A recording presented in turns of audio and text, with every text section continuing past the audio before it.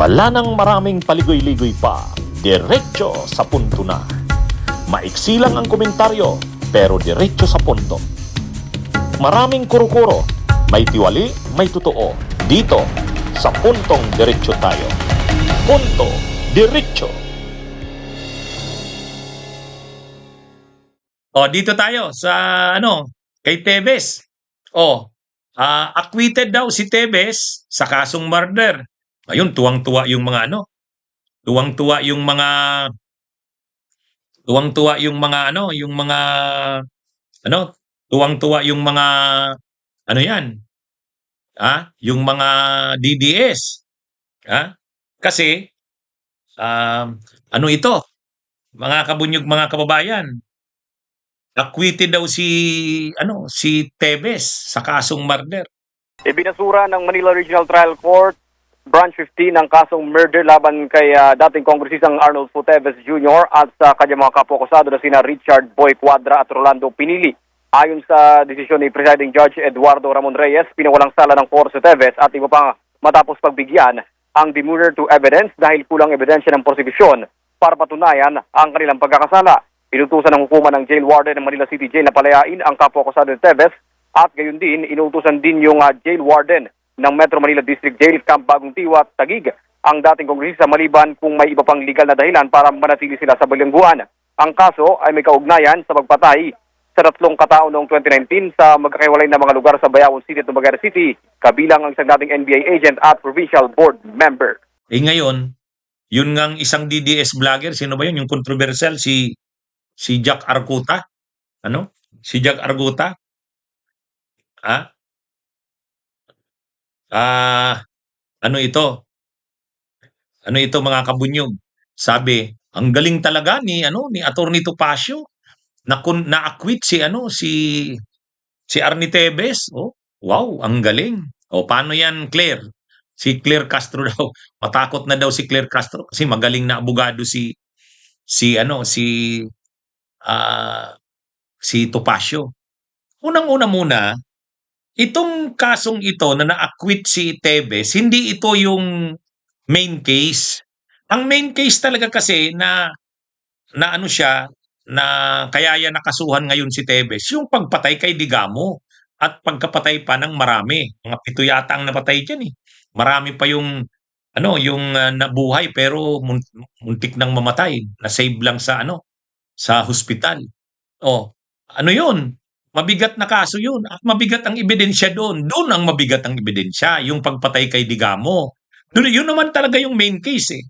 Yun naman talaga yung main case. Kaya lang, nung lumabas kasi yung kaso na yan ng pagpatay kay Digamo, bago pa na isampa yung kaso sa pagpatay kay Digamo, sinampahan na rin ng mga kaso si Tevez nung mga nauna pang mga pangyayari. Noong 2019 kasi, may pinatay din na board member ng Negros Oriental. Michael Dungo yata ang pangalan noon. Michael Dungo. Yung Michael Dungo na yon, board member, pinaniniwalaan, pinapatay din nito ni Tevez. Kaya kinasuhan siya doon. Separate na case yun. Murder din yun, pero separate yun. Kaya lang, lumalabas, mahina ang ebidensya doon. Kaya yung RTC Branch 15 ba yon ng Manila, inacquit siya. Pero hindi ibig sabihin niya na acquitted na siya kay Digamo. Mas matibay ang mga ebidensya doon. At yun naman talaga yung main case. Yung tungkol diyan sa kumbaga nangyari lang dahil diyan sa pangyayari kay Digamo, naglabasan na pati yung iba-ibang mga kaso ni Tevez. Kaya lang ang lumalabas dito, mahina yung ebidensya dun sa kaso na yon. 2019 murder case pa yon. Itong kay Digamo, 2023 nangyari yun. 2023 nangyari yun.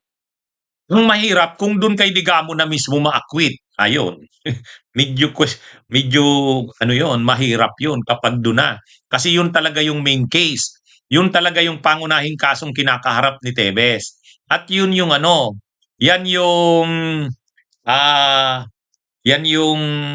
yan naman talaga yung gusto niyang malusutan. Kasi yung yung pagpatay na yan dun sa Michael Dungo ba yun, 2019 murder case, nakapag-bail nga siya dyan eh. Kaya lang kahit nakapag-bail siya diyan, yung main case naman ni Digamo, hindi naman siya pwedeng mag-bail doon kasi the evidence of guilt is strong. Kaya yun. Kaya yung mga hindi nakakaintindi nito, akala nila, akala nila mga kabunyog, akala nila dito, akala nila, na ito, akala nila, yung na yan, yung murder case na yan, ay nalusutan na ni Tevez, no? Totoo yan. Nalusutan niya yung murder case na yan, yung murder case ng 2019. Yung pagpatay dun sa isang board member ng ng Negros Oriental. Kaya ito? Pero yan, hindi ibig sabihin yan na yung kay Digamo tapos na rin. Hindi. Pa rin yun, naghihiring pa yung Digamo. Ito pa lang. Kaya wag munang magsabi yung mga DDS na lusot na si Tevez. At saka magaling si Topacio.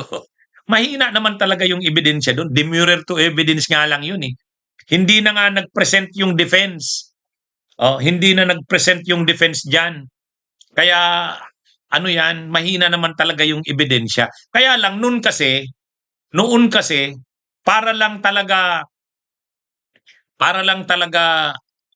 maano si Tevez, ma-issuehan ka agad ng arrest warrant noon para makancel yung passport niya. Lahat ng pwedeng ikaso sa kanya, kahit yung mga matatagal na tulad niyang 2019 case, final sa kanya. Pero alam din naman ng mga abogado yon na ng prosecution na medyo mahina-hina talaga yon. Kaya lang, final lang yon para lang, yun na kasi yung ready yung mga testigo eh. Yung mga testigo kasi dun sa pagpatay kay Digamo, hinahanap pa yun, hinahanap pa yan nung panahon. Pero yung mga testigo doon sa unang pagpatay ng 2019, ready na yung mga testigo, ready na rin yung mga papeles noon, dokumento. Kaya na-file ka agad yun. Yun yung naunang na-file. Dahil doon, na-issuehan ka agad ng arrest warrant at na-cancel yung mga passports. Yun naman yung purpose noon. Pero yung talagang mabigat na kaso niya, nakakaharapin, yung kay Digamo. Ito yung hindi siya dapat makalibre dyan. Kasi, dyan matibay yung, dyan matibay yung mga ebidensya at testigo sa kanya. Laban sa kanya. Kaya, yun na nga abangan natin.